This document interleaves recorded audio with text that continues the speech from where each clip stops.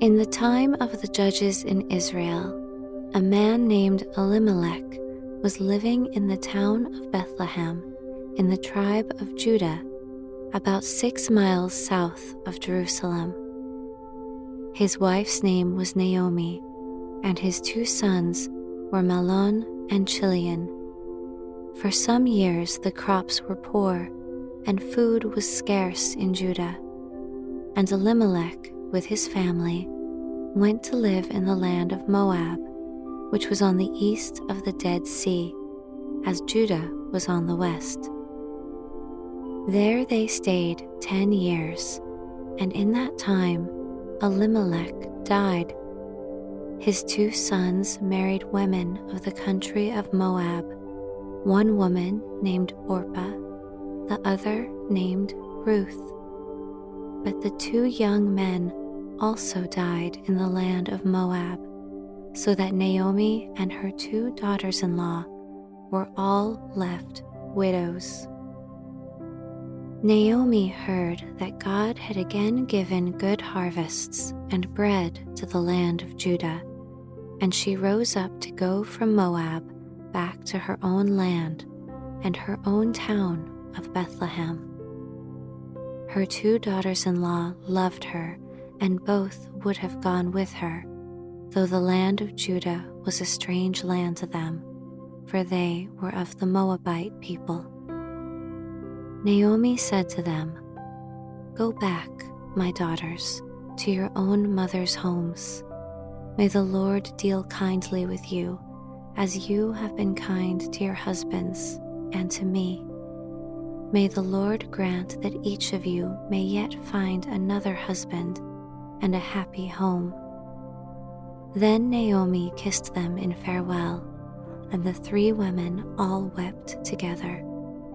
The 2 young widows said to her, "You have been a good mother to us, and we will go with you and live among your people." "No, no," said Naomi, "you are young, and I am old. Go back and be happy among your own people." Then Orpah kissed Naomi and went back to her people, but Ruth would not leave her.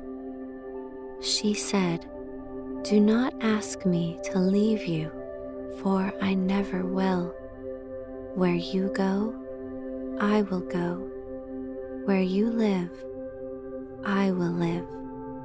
Your people shall be my people, and your God shall be my God. Where you die, I will die and be buried. Nothing but death itself shall part you and me." When Naomi saw that Ruth was firm in her purpose, she ceased trying to persuade her. So the 2 women went on together. They walked around the Dead Sea and crossed the river Jordan and climbed the mountains of Judah and came to Bethlehem.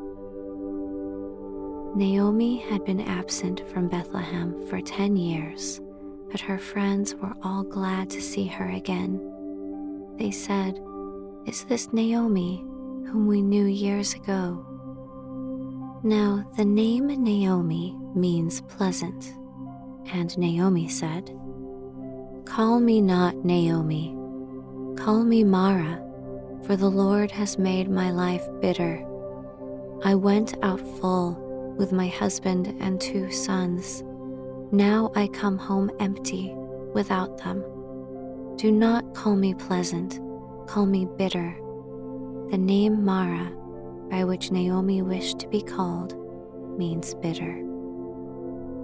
But Naomi learned later that pleasant was the right name for her after all. There was living in Bethlehem at that time a very rich man named Boaz. He owned large fields that were abundant in their harvests, and he was related to the family of Elimelech, Naomi's husband, who had died. It was the custom in Israel, when they reaped the grain, not to gather all the stalks, but to leave some for the poor people, who followed after the reapers with their sickles and gathered what was left. When Naomi and Ruth came to Bethlehem, it was the time of the barley harvest, and Ruth went out into the fields to glean the grain which the reapers had left. It so happened that she was gleaning in the field that belonged to Boaz, this rich man.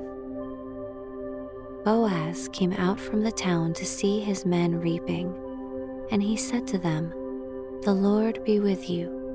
And they answered him, "The Lord bless you."